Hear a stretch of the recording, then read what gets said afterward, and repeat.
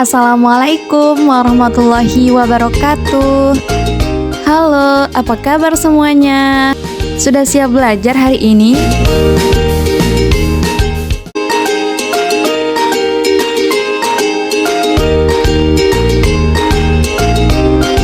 Di video kali ini kita akan membahas materi tentang ekologi.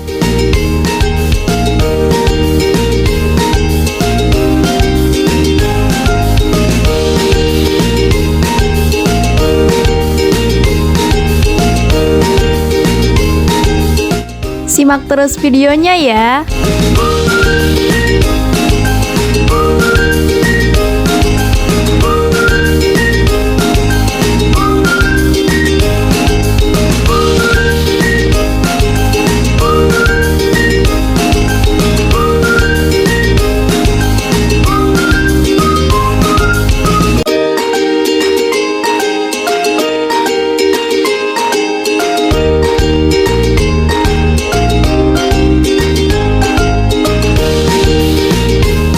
Pada materi ekologi ini terdapat beberapa topik pembahasan di dalamnya, yaitu komponen dalam ekosistem, pola interaksi dalam ekosistem,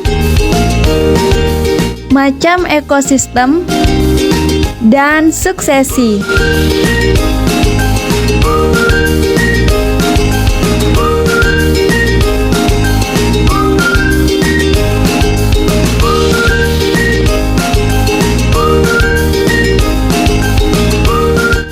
Ekologi merupakan ilmu yang mempelajari tentang hubungan timbal balik antara makhluk hidup dan lingkungannya. Sedangkan ekosistem adalah hubungan timbal balik antara makhluk hidup dan lingkungannya. Jadi, ekologi adalah ilmu tentang ekosistem. Selain itu, ada beberapa satuan dalam ekosistem, yaitu habitat, populasi, dan komunitas.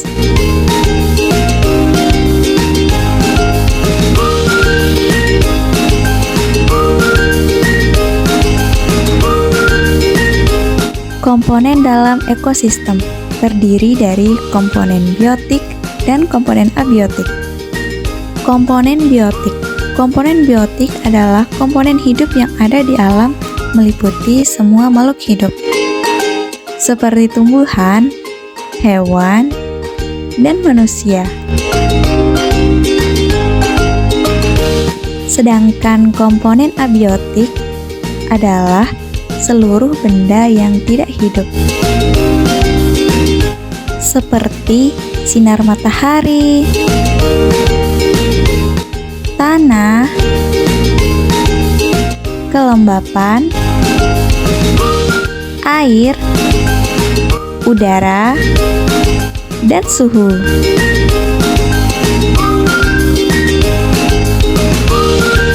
Pola interaksi dalam ekosistem yaitu interaksi antar organisme, interaksi antar komponen biotik, interaksi antar komponen abiotik, dan interaksi antar komponen biotik dan abiotik.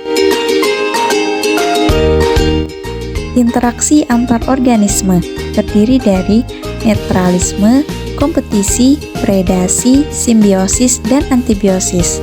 Netralisme yaitu hubungan di mana dua benda hidup tidak berdampak satu sama lain. Kompetisi yaitu pola interaksi dalam bentuk persaingan memperebutkan sumber daya yang terbatas yang juga dibutuhkan oleh dua makhluk yang bersaing. Predasi yaitu pola interaksi hewan yang satu memangsa hewan yang lain. Simbiosis yaitu pola hubungan timbal balik antara dua jenis makhluk hidup yang diuntungkan atau dirugikan.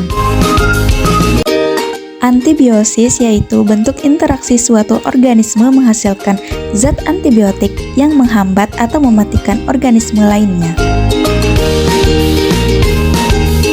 Selanjutnya, interaksi antar komponen biotik, interaksi antar komponen abiotik, interaksi antar komponen biotik dan abiotik tergabung dalam proses rantai makanan, jaring-jaring makanan, piramida makanan, aliran energi, dan siklus biogeokimia.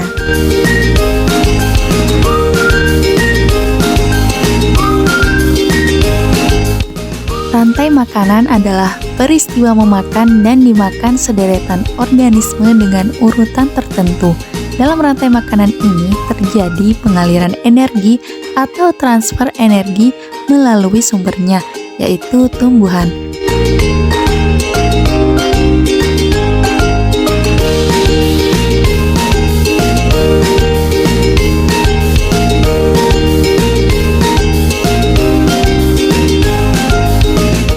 Jaring-jaring makanan adalah kumpulan dari beberapa rantai makanan yang kompleks. Jaring makanan dapat terbentuk karena setiap organisme memiliki lebih dari satu mangsa dan satu predator. Semakin rumit rantai makanan, semakin seimbang ekosistemnya. Hilangnya satu spesies dalam suatu ekosistem dapat segera digantikan dengan munculnya spesies baru yang menjaga stabilitas rantai makanan. Pada gambar ini, di mana tumbuhan adalah produsen, konsumen 1 ada ulat, belalang, dan tikus, konsumen 2 yaitu ayam, katak, dan ular, dan konsumen 3 adalah elang.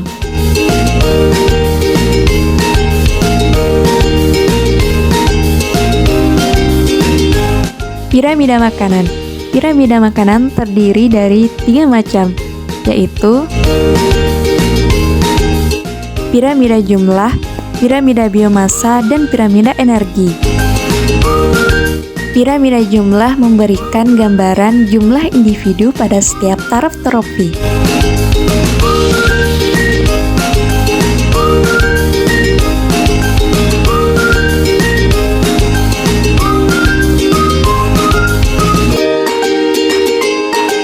Piramida biomasa. Piramida biomasa ini menggambarkan berat atau massa seluruh organisme pada setiap taraf trofi dalam kurun waktu tertentu dalam suatu ekosistem.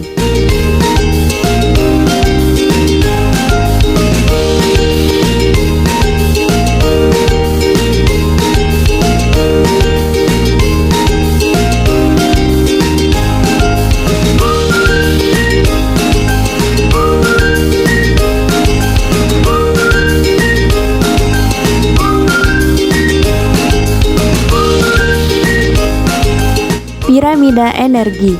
Piramida energi adalah yang memberi gambaran tentang perpindahan energi makanan yang melintasi semua taraf trofi.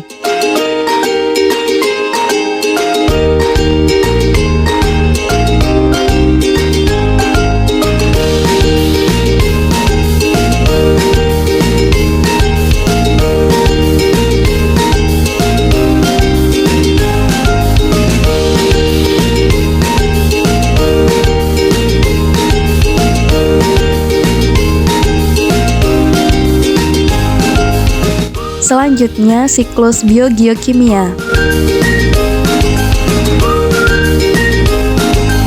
Siklus nitrogen.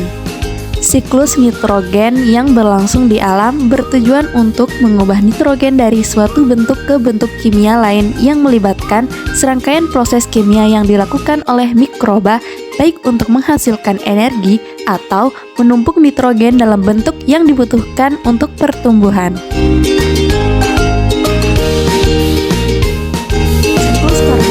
Karbon dioksida di udara berasal dari respirasi makhluk hidup, pembakaran batu bara, dan asap pabrik. Kemudian dimanfaatkan oleh tumbuhan untuk berfotosintesis dan menghasilkan oksigen yang nantinya akan digunakan oleh manusia dan hewan untuk berespirasi. Lalu hewan dan tumbuhan mati dan membentuk batu bara sehingga menambah kadar karbon dioksida di udara.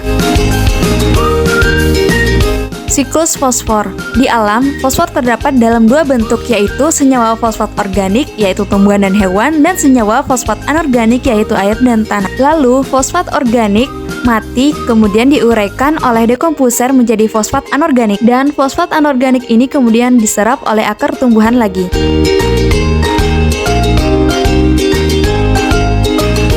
Siklus sulfur. Tumbuhan menyerap sulfur dalam bentuk sulfat. Perpindahan sulfat terjadi melalui proses rantai makanan. Lalu semua makhluk hidup mati dan akan diuraikan komponen organiknya oleh bakteri.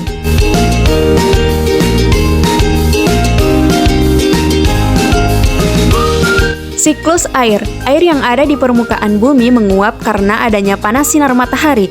Kemudian uap itu bergerak mengalami pemadatan dan membentuk awan. Lalu awan-awan saling bertemu dan membesar. Kemudian suhu yang dingin membentuk awan menjadi butiran es dan air turun sebagai hujan dan mengalir ke sumber-sumber permukaan bumi.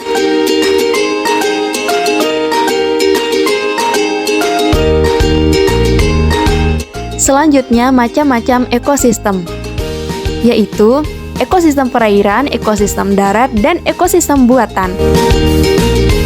Ekosistem perairan. Letak ekosistem pantai berbatasan langsung dengan ekosistem darat dan ekosistem pasang surut secara geografis.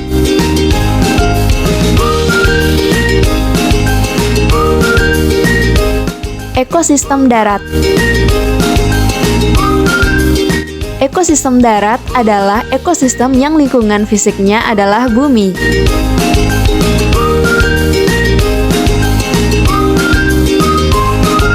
Yang terakhir, ekosistem buatan.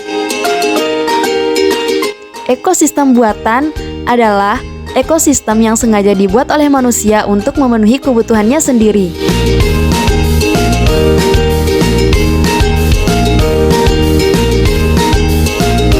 Topik pembahasan yang terakhir adalah suksesi.